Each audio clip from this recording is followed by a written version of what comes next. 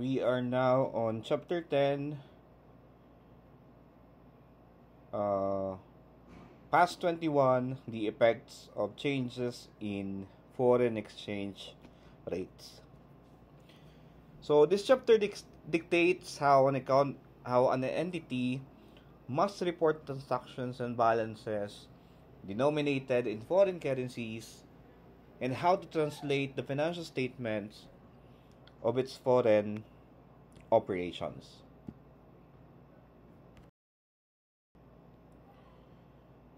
So for this chapter, you should be able to achieve three key objectives. First is to define an entity's functional currency.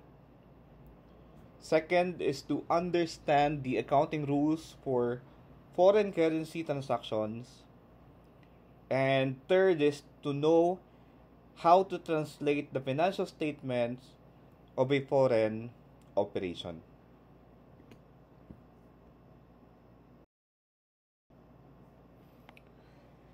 So, an entity can engage in foreign activities in two main ways. The first is through foreign currency transactions. An example is wherein a local company buys or sells goods priced in a foreign currency like a US dollar sale for a Philippine-based company.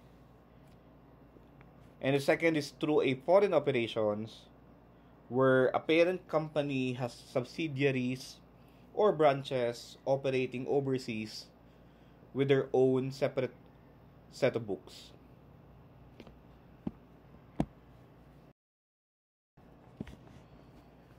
So since exchange rates are constantly changing, we face two main accounting challenges. Okay? The first one is deciding which exchange rate to use for recording or remeasurement. And the second is determining how to report the resulting gains or losses from these changes in the financial statements.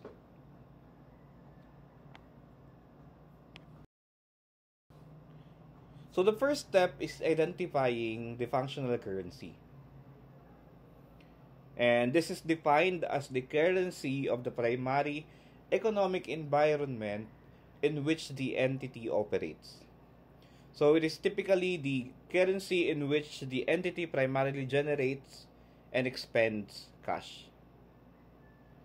So this is critical because all foreign currency transactions must be translated into the functional currency.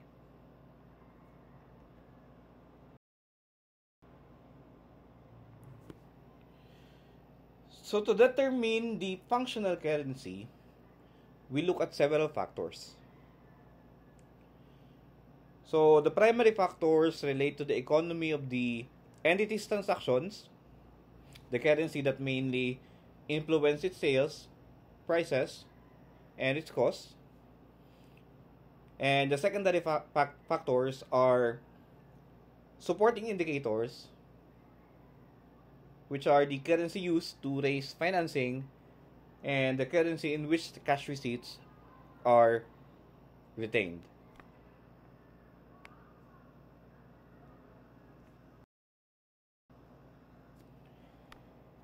For foreign currency transactions, we have rules for initial and subsequent recognition. So initially, we record the transaction in a functional currency using the spot rate on the transaction date. Okay? Subsequently, at each reporting date, the treatment depends on the type of account. So for monetary items, they are retranslated using the closing rate, while the non-monetary items at historical cost are not retranslated.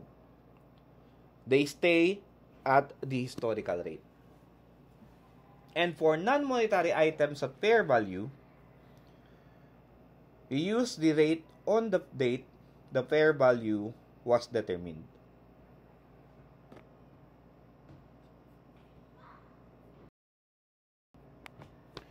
So to apply the rule from the last slide, we must define monetary items.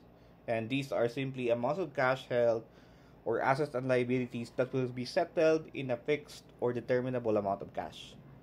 Examples are cash, accounts receivable, accounts payable, while non-monetary items include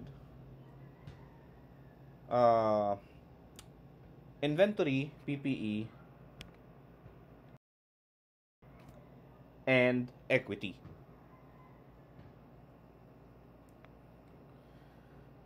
So the resulting in exchange differences or the resulting gains or losses are generally recognized in profit or loss.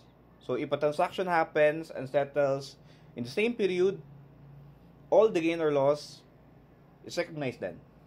But if it crosses reporting periods, the total difference is split, and the portion up to the reporting date is recognized in the first period, and the remaining portion up to the settlement date is recognized in the settlement period.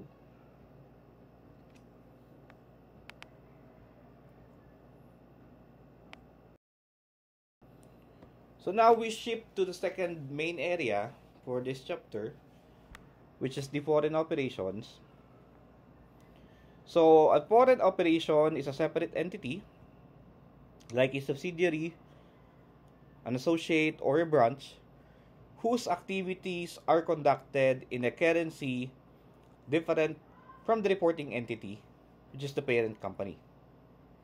So for consolidation, the foreign operations accounts must be translated into the parent's presentation currency.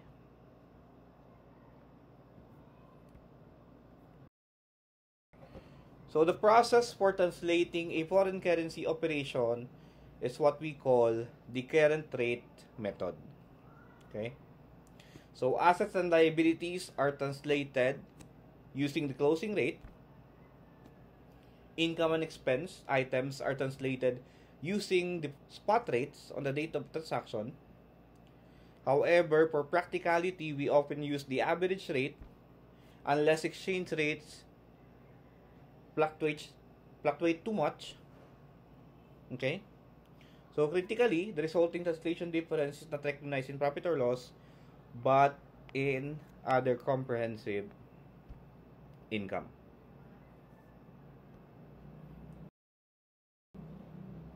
And then, finally, we address the complex situation of a foreign operation whose functional currency is that of a hyperinflationary economy. So we follow a two-step process.